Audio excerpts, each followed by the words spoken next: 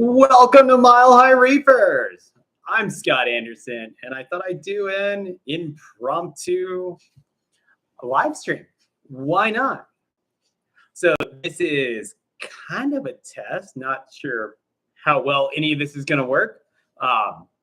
Lots of stuff has been happening. So we've got an old school laptop we're using downstairs, so I can get you right in front of the big tank, because that seems like the thing to do.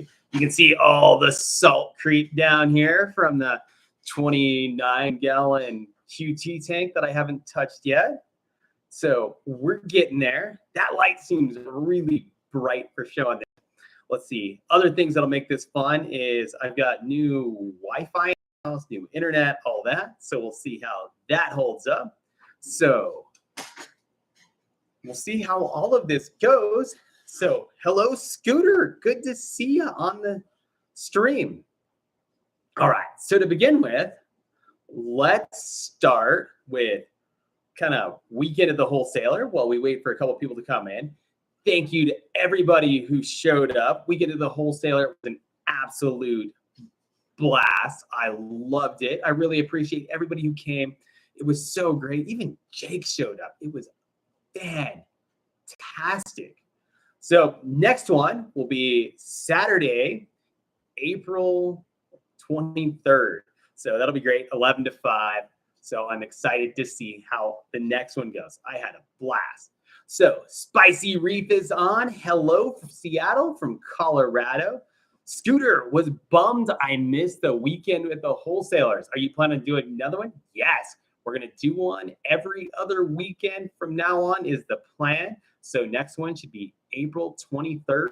Follow my Mile High Reefers Facebook page. I believe I linked that down below. And Aaron's Aquatics, how are you doing?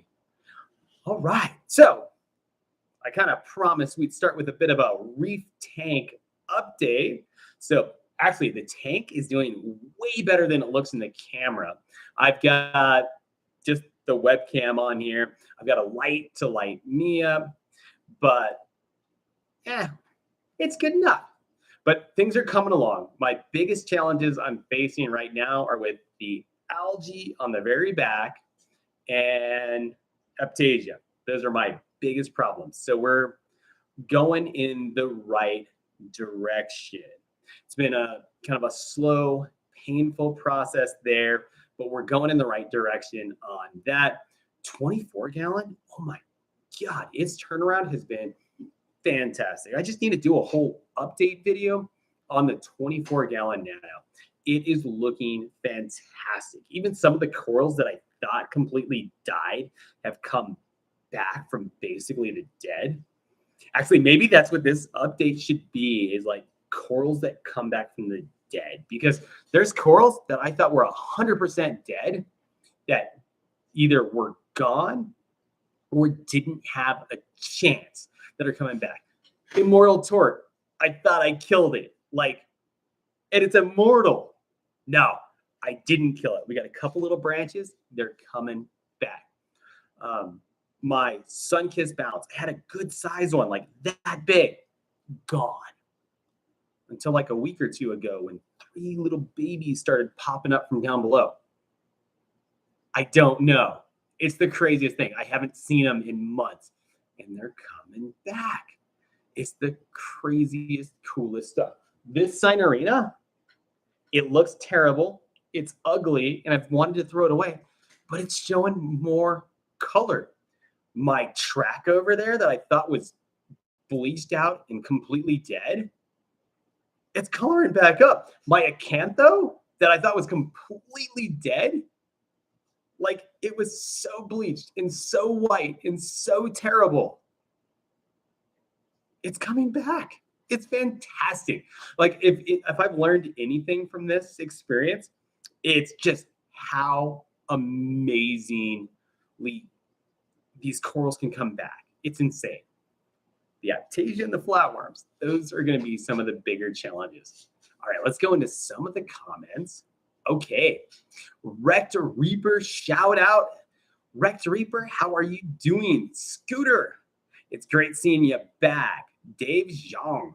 Mile High Reefer. Scott, are you going to add more fish to the tank um, or corals and inverts? Yes, I will put more fish in the tank. As you can see, I am nowhere near ready for fish. My QT system is a wreck. I need to pull it. I need to clean it. The weather in Colorado has been absolutely garbage lately. This needs to go outside, get hosed out, taken care of. It's been lower on my list of things to do. I'd like to get another tang for this tank, and it's definitely going to need some wrasses. So those are the big ones I'm looking for right now. What do you guys think for a tang? I'm kind of leaning for something in the Acantharius. I had powder brown. I had powder blue in the past. Um, Kind of what I'm thinking again is one of those two, but I'd love to know what you guys think. That would be cool. Wrasses, I'm kind of thinking something that might attack those flatworms, but then we're kind of looking at Melanaris wrasse or something like that.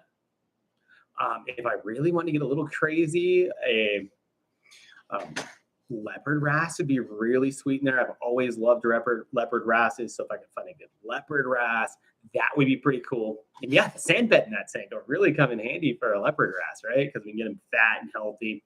But a leopard wrasse, I think, goes along with some other projects I want to work on. Maybe we'll talk about those in a few. Okay. Sean Clark. Hello, how are you? Okay. Brett. I have Leptastrius speck of skeleton on some egg crate. It's now starting to regrow after months of seeing zero tissue. Yeah, it's incredible. Like this Monipora right here, crazy T. It's got aptasia all over it. This thing was bleached white. I tried to rip it off the rock. It was so encrusted to the rock, I couldn't get it off of there. I'm glad I didn't. It's starting to show color again. Like that's crazy tea. That piece there would retail for like $300 or something stupid. Like that's crazy tea, and it came back from the dead. Like not only did I think it wasn't bleached, I thought it was gone. I thought it was just skeleton. It's amazing. All right, Sammy. Do you think it's fair to brick and mortar retail fish stores who have made massive investments to compete against HACs who retail on the weekend seriously reconsidering buying? Do I think it's fair? Well, yeah, I'm doing it. There's a lot of ways to run a business. So that's the direction I've chosen to go. And I know that not everybody agrees, but not everybody agrees with lots of business practices. We've got online retail companies that sell retail online. They don't have brick and mortar stores. They only have to have a warehouse. And a lot of them don't even have warehouses. Guess where a lot of online retailers get their stock? Right from the distributor, right from the manufacturer, or the wholesaler. Live Aquaria.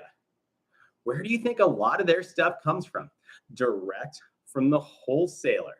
They don't hold the stock. They don't do anything but make the sale. So really, what's the difference? Other than the person gets to come into this and check it out. Now, part of the deal is I can't sell anything until the stores have had a chance to check it out.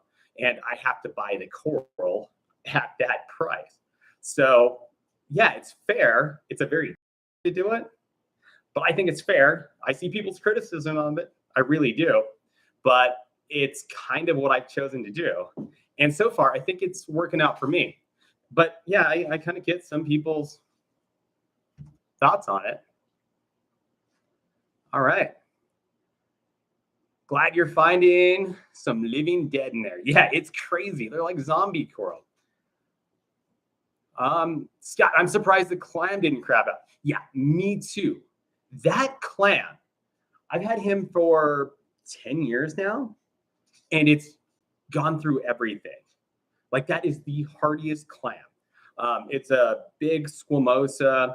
Couldn't tell you if it's aquaculture or what. I'm assuming it was because when I got it, it was like that big. But fantastic. All right. Brett, Capitalism is all about consumption. I think any store selling quality livestock and selling 2 to 5 times the price of the next guy. I mean, we do live in a capitalist society. There is a lot of ways to do things. Um, I don't know. I just trying to find my own path in life. I'm not really trying to hurt anybody. Sammy, yes, but you didn't build the infrastructure, and most wholesalers make statements against this practice. I mean, I made a deal with the wholesaler, and um,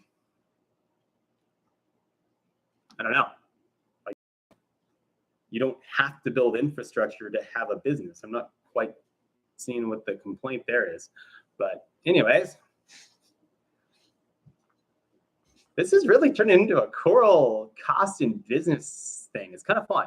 If the same coral costs $10 at store A and $1,000 at store B, it's up to the customer to make that decision. I don't mind paying more for certain people's stores so long as the livestock is quality. Now, I guess that's a good point. Like, I still support local stores. I still go to local stores, but at the same time, I saw an opportunity and I took it. It's a great opportunity, and it's a great opportunity for people to come by and get great coral. Like, this is the place to get like the best wild collected coral. And it's just the leftovers. It's like everybody else has first pop at it, they can get it. And there's nothing stopping anybody else from making other deals. Like, this is just the deal I've made for the weekends, and it's really worked out well. And it's not like it's new. I was doing this last summer too. So, meh. All right. So I think what Scott's doing is helping everyone in the circle. And that's kind of the goal, right? I'm trying to make it, my prices aren't like stupid low. They're very fair. They're good prices, but they're not like so ridiculous they're wholesale. They're way up the wholesale, believe me. But the idea is at the end of the day, at the end of the week, there's a ton of coral left over that the stores simply don't want. Now, I sold wholesale professionally, and at the end of the day, there's tons of coral left over that nobody wants. And it's like, what do I do with this coral? It's amazing coral. I know there's people all over that want this amazing coral. But how do I get this amazing coral to those customers? Well, that's kind of the role I've started trying to fill, because at the end of the week, when there's all this cool coral that the stores don't want, you can't bring more coral in until you get that old coral sold. And the only coral that the stores want is the new stuff, right? Because here's what happens. You get an order in, and the hot stuff shows up, the stores come in, and they take all the hot stuff, like the really awesome gold hammers and torches and crazy acanthos and like the crazy acros and stuff like that. Like, if you went to Weekend the Wholesaler, there were just a few acros and they weren't the prettiest acros. Well, the reason is when the cool acros came, those sold almost immediately. So it's kind of a good way to get the coral to the people who want them, free up space so that we can get new coral in. So the stores win because they get more selection of coral. I win because I can hopefully someday make a living doing this. I don't know. Like, this isn't the only plan I have. I plan to do much more than this, but we'll see how it goes. And then, of course, the customer wins because you've got one more place to get coral. And yeah, I think it's pretty fair because I'm keeping the prices relatively low. And as far as not building infrastructure, well, yeah, that's not a requirement of business. Okay, let's do one more on this, and then let's try to move on to other subjects. I love Weekend the Wholesaler, but really, I'm not a businessman. I want to be. Okay, Sammy D. I'm not trying to razz you about it. I just found it extremely odd. HHC agreed to do so, knowing it would piss any stores off. They shipped it. You know, it's true. It's a different way to do business, but the reality is, and I can't speak for what HHC is doing, but you know, if you're going to survive in this world, you got to find a different way to do things, right? You can't do the same thing that everybody else does because there's already tons of established companies doing that. I mean, it's just, you got to find something different. So when I approached him with a different idea, he liked it. The idea is to grow it and do different things. Like, I don't do anything by the book. I mean, as you guys can see, I don't, I dance to my own drummer's beat, you know? So, and yeah, that's why LFSs are far and fewer between.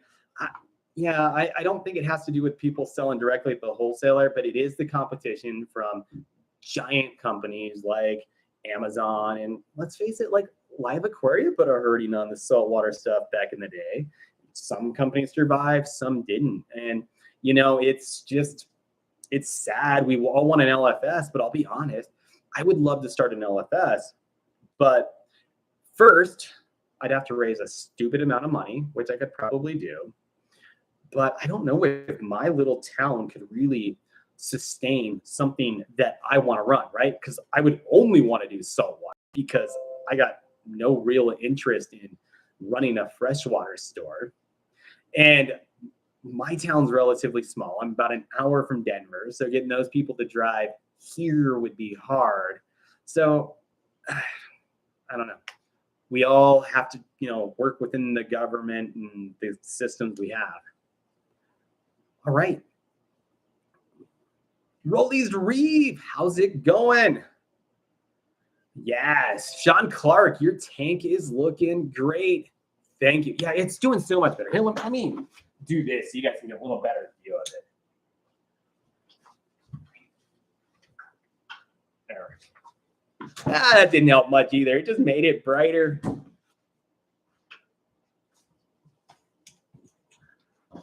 That's all right. I was hoping the webcam would give it a little better view if I turn those lights off. But no, it's not going to do it. All right. Scott, you're doing a great job. You moved coral that might sit around. Thank you. I really appreciate that. Spicy Reef, what you're doing is awesome and amazing. Thank you. Plenty of ways to skin a cat. All right. It's a cool idea. I have 2 LFSs. All right. Yeah. But they don't always carry the coral I want. And it's true. Part of it is I personally love like a certain niche of coral. And I love wild collected, and really it's LPS stuff that really just tugs at my heartstrings the most. Wild collected LPS. And like the wholesaler is where you see the freshest, coolest stuff. And I've always just been attracted to that. That's why I worked at one. That's why I did that. And I just love it. I really hope to someday be able to make a living, like, you know, doing this. Not 100% sure how to make that happen at this exact time, but you know, it's cool stuff. But I have a ton of cool projects that'll maybe someday do something fun. So over there is the 40-gallon pretty much set up and running and doing its thing. So I'll be clipping out of here, and you know, I'm gonna have to get rid of some of that coral eventually. So I'll probably, you know, start selling out of the house a little bit. So that'll be good. You know, as I start building some collections of coral, you know, I was almost thinking like a reef stock booth this year. That would be or next year. This year is done, but the next reef stock, doing a reef stock booth, that would be really cool. The biggest thing about doing the reef stock thing, and it's just a really, I love reef stock so much, like walking around the show, seeing everybody. It almost seems like a real job to go there and sell coral. So I'm probably going to have to do it though.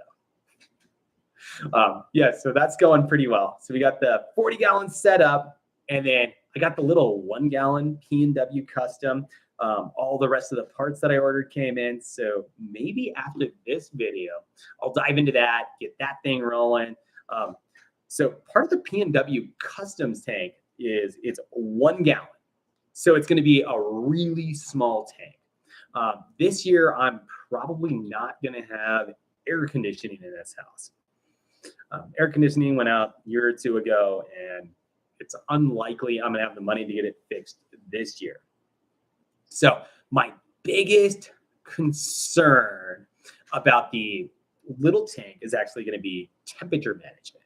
So I've got one of the Inkbird controllers with the heating and cooling on it so that I can set it to heat and cool, right? So what's really cool, the thing I love about the P&W Customs is there's a little lid with a fan on it that I can kick on.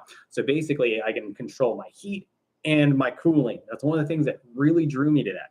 So with that, I've got 2 tanks full of, at this point, super hardy coral. Like anything in either of these 2 tanks that lived through what it went through is going to be pretty good.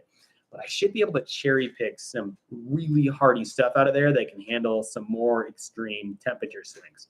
Because I'm guessing that's going to be the bigger thing we're going to see. All right, let's see what else we got here. And you guys are really into the Weekend of the Wholesaler stuff. Okay, cool. Well, I like Weekend of the Wholesaler too. Okay, I rarely buy coral from the LFS. Everything just looks so picked over. And that's part of it. Like, not everybody's got a great LFS look to them. Believe me, I still support and love the local LFS. Let's see. What else do we got?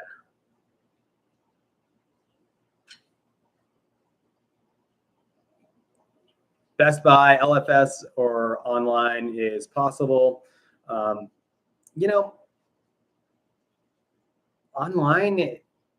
LFS, like it's just different ways to sell coral. Like these are all people. I know LFSs that sell coral online, so they participate in both sides. I know people who sell coral online directly out of their house. I know people who sell coral online directly from wholesalers. They have no infrastructure. They just sell. Well, that doesn't sound fair either, right? They just go straight retail. They don't advertise the part that they're going from a wholesaler, and they sell directly from the wholesaler's tanks. Well, that's not fair either. But the reality is that's like how American capitalism works. Like, you don't think Amazon has everything on their shop in all of their warehouses. No, I mean, a lot of people ship out of Amazon directly from suppliers. Yeah, eBay, same deal. Like a lot of our online businesses, that's how they run. I mean, like it or not, this is the world we live in. There's good and bad about it all, I guess. All right, so let's try to get off the business discussion a little bit, and let's talk about some other fun stuff that I've been kind of getting comments on that I think is pretty interesting. So my Heliophungia right there, that's a coral that by all rights should not be mounted to a rock. That coral would normally be in the sand bed and can walk around, move around, and do its own thing. But I've got it on a rock. So the reason is that coral, when it's a baby, basically grows off of a stalk, off of the mother colony, which is usually one of these that is died back. So they'll die back, and then 2 stalks will start growing up, and then multiple plates will start, or multiple stalks will grow up, and then multiple plates will grow, or 1 plate will grow off of each stalk. Then they get big, they push each other off. Well, it's kind of what's going on here. This coral still thinks it's part of its mother colony. I got that coral as a little tiny piece right off of the mother colony. Complete accident, glued it into the 24 gallon. Well, when I went to move it over here, when I was taking it off, I broke it off of the stalk. It was tough. It was glued down really good. And now it's glued on here, but it's glued right where that stalk was. I don't think this coral has any idea that it's not attached to the stalk. Now, I have no idea how big these get in the ocean attached to the stalk. I'm assuming just by the number of heads I've seen of the mother colonies that they don't get this big usually, but I guess it would be possible, right? If you just had one, growing up and you didn't have anything coming around bumping it. But just judging by its health, I'm going to say it's doing great. It loves it. But it's got me thinking, like, maybe this isn't a bad thing for them. Because that's Heliophungia. That's a notoriously difficult coral to keep. And yet, it's doing great in this tank. It did great in the 24 gallon. Maybe part of our problem with it is it doesn't like to be lower on the sand bed. Maybe it's moving around. Maybe it's not getting the light it needs. Maybe it's not getting the water flow. I'm not sure what the cause is. But on the rock, glued down, it is so happy. That kind of blows me away. So that's an interesting one.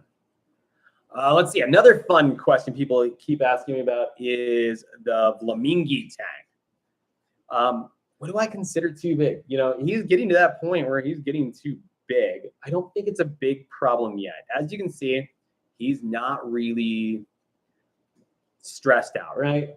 He's, I don't know, 8-9 inches long, which is big, but this is a 6-foot tank. I mean, he can swim multiple body lengths back and forth across here. So he doesn't seem stressed out. He still appears to have good swimming room. I don't think he's too big yet. So I'm kind of okay with it. Like, this is going to be a hard call. I absolutely love that fish. I've had him since, I want to say 2016, early 2016. So I've had him for about 6 years. He's one of my fish. The other problem is I'm not sure how I'm going to get him out of my tank, because I think at this point he's too big for the aquamatic fish trap, and then trying to catch him is going to be a real challenge. So that'll be interesting on its own. Okay, let's see. Excited to add a Heliophungia to my system. I know it can be large though. How fast do they grow? Might just stick with yeah. So that is 4 years. So when I got him, he was about that big, a little bigger than the head of a torch. And 4 years later, he's that big. Problem is, you can't frag him. You can't do anything with him. But honestly, you're going to get years of growth if you find a baby. And then you can grow them up. If it's going to be a problem with size, I would think something like that will be an easy one to move later on, right? A healthy Helio that's been in captivity for 2 years, something like that. I think that'd be an easy move. I think the harder part is going to be finding the little one.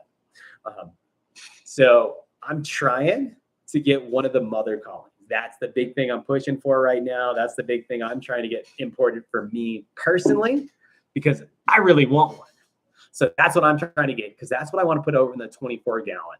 I want to get one of the mother colonies that has the multiples growing up with the stocks and all that. I want it over there because the last one did so well. I want to do that again. All right. Does the Flamingi tear up the tank or break corals? He really isn't bad. Few corals get knocked off once in a while. Oh, wow. Thank you, Seljaborn. 50 DKK. I so appreciate it. I have no idea what that is in American money, but I really appreciate the super chat. Thank you so much. All right. Yeah, you guys have been so supportive through all of this. It's been fantastic. But yeah, actually, the Flamingi has been surprising to me because he's actually super gentle for such a big fish. And I've kind of noticed that about a lot of the nasos. And Flamingi is a species of naso. So they get big, but he's really not too rough on the other fish. He's not too rough on the coral. He's really one of those gentle giants. So if you got a big tank of Flamingi, a naso, they really are great fish. Mine is super picky about food, though. Will not eat pellets, just says no. So basically, he gets frozen in sea veggies. Not sure I'm all going to do that to you, but definitely those guys are picky.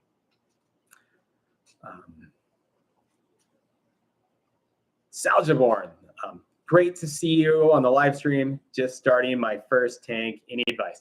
Yeah. So do tons of research, and I know that's why you're watching, and I really appreciate it. So pick first thing first. If you haven't picked your tank, pick the tank for your life, right? Like I don't plan on moving anytime soon. So a big tank with an elaborate filtration system in the basement, that's all fine.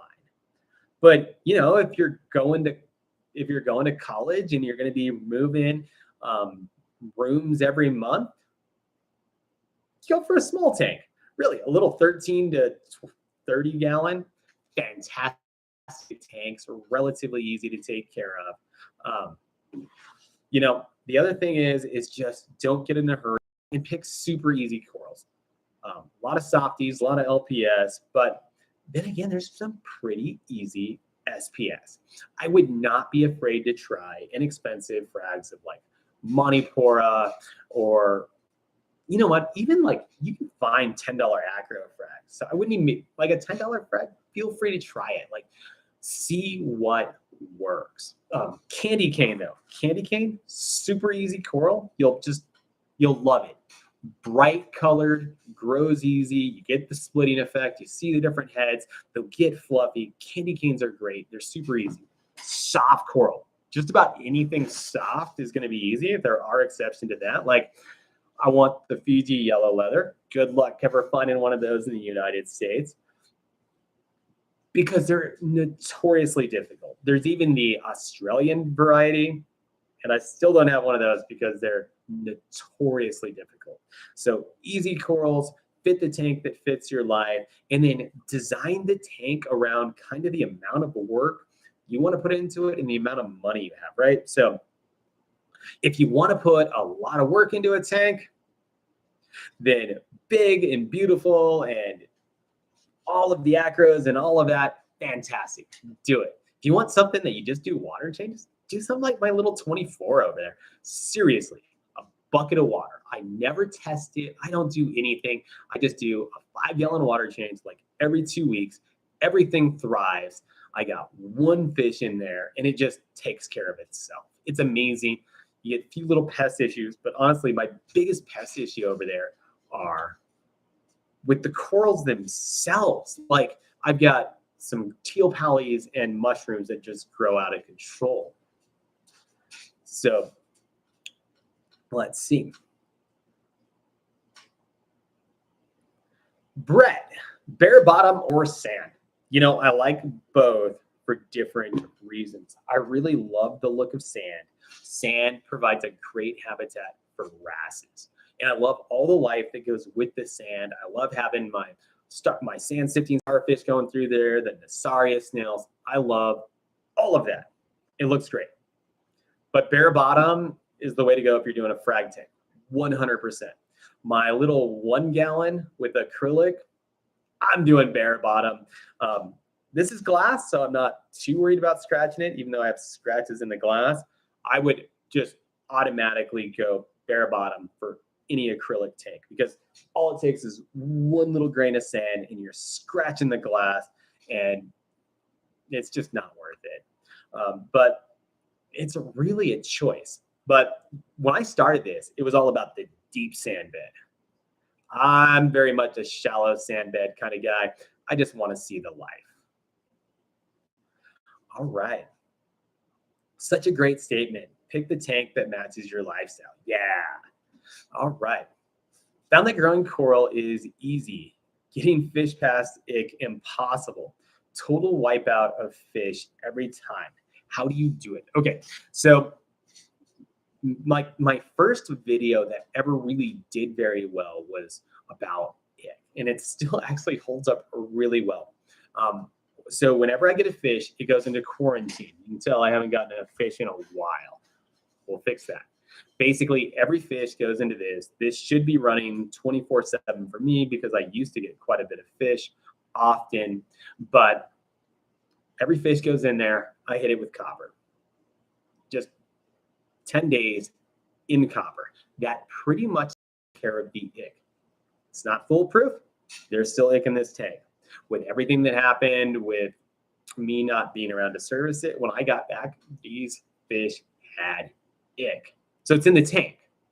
But, they're healthy, they're taken care of, they're doing good now. And I think that's why we lost the blue tang was from ick. I think that's why we lost the powder brown. I'm pretty sure that was ick. The wrasses, they wouldn't seem like an ick thing, but maybe. But the big thing is hit them with copper initially, get them in QT, get them to where they're used to the aquarium environment, where they're eating. So I normally do 10 days, but if you've got a skittish fish, something you're afraid to put with other fish, give them longer. The goal is to, by the time the fish go in, that they're relatively low stress, able to go in and be part of the tank. Like, no matter how hard we try, it's unlikely that you're going to completely avoid ick. Like, unless you quarantine every coral, everything wet for like 72 days, there's a chance that it can work its way into your tank. And that's the hard part. So the way I do it is every fish, QT, and try to keep my fish as happy and healthy as possible. Okay. And yeah, coral. So people think it's hard. No, the coral's the easy part. The fish are the hard part. All right, +1 for leathers and softies. Heck yeah, they're my faves, man. Okay. I have gone the QT observation route with all livestock, with all the time, energy, and most spent. It only makes sense for myself to QT everything. QT is really huge for me too. And the big thing I do, 10 days in copper. Why 10 days? Well, theoretically, the kind of the max time that the ick can live in the skin or the gills of the fish is about 7 days. So I figure if they were in copper for 10 days, there is just no possible way that the ick can be alive past that, right? It's either it's in the fish when I drop it in, and then it's had 3 days to die, or it's in that kind of cyst process in the sand bed, but it shouldn't live through the copper. Like, that's the whole point of it, right? Like, as soon as it comes out of this fish's skin, it should be destroyed by the copper. At that point, I should be fine. So I do 10 days just to be safe, but really, I think 7 would do me. That's my own personal method. I think you'll find that I'm the only one recommending that method, but God, I've been doing it for so long and it works so well. Like, why not? Let's see, what else? Very good point about bare bottom and acrylic. Yeah, the bare bottom and acrylic, it just makes sense. I love sand beds, but also can't beat how easy it is to maintain the bare bottom. Yeah, there's like, I'm doing both now. Like, I'm at the point where I'm gonna have 4 tanks. I'll have 2 that are bare bottom and 2 with sand. It's just, that one's gonna be a frag tank. Honestly, this area here, I want to get like a big 6 foot by 3 foot proper, like, industrial frag tank in here. That's what I want for my living room. I mean, now that I'm single, I can do that kind of stuff. Like, it'll be great. Okay. What else do we got? Copper is nice for jamsels, not good for the wrasses. Yeah, wrasses can be a little touchier. God, but I've still done wrasses and had pretty good luck with them. My chorus wrasse went through there. My old leopard wrasse I had went through there. He ended up going down the sump and dying down there. That sucked. It's a judgment call, right? If you've got a fish that you believe is too sensitive to hit with copper, then you can put it into the observation. You can put it in there without copper and observe it. But at that point, when he's in there without copper and you're observing the fish, what do you do when you see the ick hit? Well, then you have to treat it, right? Well, what if it's too late? So I had a copper band butterfly, absolutely beautiful copper band. Went to the store, He's eating everything. Like, he is the copper band you want to buy. He was even cheap. Like, they put food in, he swims around, he's like devouring it. And he's great. He looks beautiful. He's fat. He's healthy. I put him into QT and he does great. He does great for like 4 or 5 days. Then one day I noticed he's starting to get some ick on him. So I treat him with copper, come back the next day, fish is on the bottom of the tank, dead. That probably wasn't ick. I don't think the copper is what killed him. I'm pretty sure that wasn't ick, and that was marine velvet. So by putting him in and just watching him, basically I killed the fish because of marine velvet. If I would have treated him with copper initially, he probably would have lived, and I would have never even known about the marine velvet. So, like, it doesn't kill your fish that fast. He looked, yeah, it sucked. All right. That's my dream living room too, filled with coral floods. Yeah, that's kind of what I want to build out. I think it's going to be pretty cool. So I want to get something big. The reality is I get way too much stuff out of these 2 tanks. I'm eventually going to have to figure out how I'm going to unload all that. So probably local sales will probably be an easy way to do it. Just, Facebook ad, Craigslist, whatever, just to pass some stuff on. That'd be pretty fun. But man, I go to Jake's studio and I see all of his tables, like the fact that he just gets to walk around and like cherry pick from like his own collection of corals to put in his tanks all over his studio. It's like, yes, I want that in my life, to be able to collect a coral and not have to be like, well, I need that space in my tank for it. No, to have like a big table available where I can have tons of coral and I can put my favorites into different tanks. Yeah, that's what I want. That would be so awesome. Well, I think that was a pretty fun update. I'm going to say, if we don't have any more questions, I think this is probably a pretty awesome place to end the stream. So thank you guys for watching. Next weekend at the Wholesaler will be Saturday the 23rd. That sounds right to me. Anyways, I've got the whole weekend at the Wholesaler stuff linked down below if you're interested in it. It's in Centennial, Colorado. Otherwise, there'll be more videos coming. I got tons of new stuff coming, and I think I'm going to go work on the little 1 gallon nano. Yeah, April 23rd. See you there, Brett. Laters.